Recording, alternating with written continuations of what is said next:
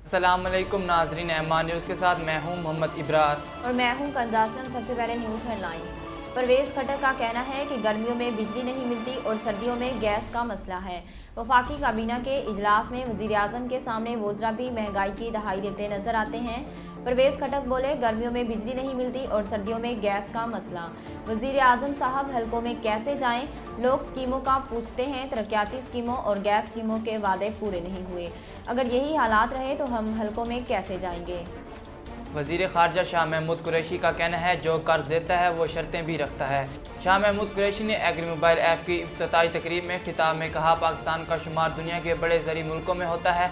ज़री शोबों का मुल्की मुआशरत के इस्तेहकाम में कलीदी किरदार है। पाकिस्तान में वसाइल की कमी नहीं, इनका मुनासिब इस्तेमाल यकीनी बनाना होगा।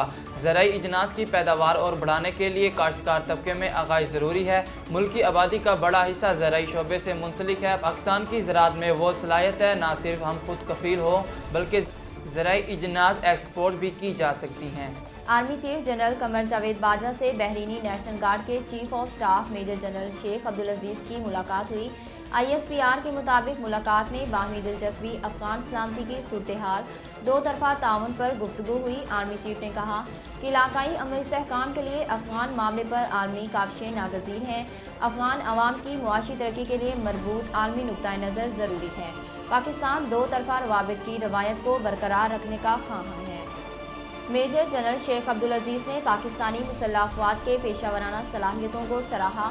उन्होंने कहा, पाकिस्तान ने अफगान सूरत हाल और इलाकाई इस्तेहकाम में कलीदी किरदार अदा किया। मौसर सरहदी इंतज़ाम के लिए पाकिस्तान की खसूसी काविशें काबिल कदर हैं। पाकिस्तान की मुसल्लह अफवाज के साथ तमाम शोबों में ताल्लुकात को वुसअत देंगे।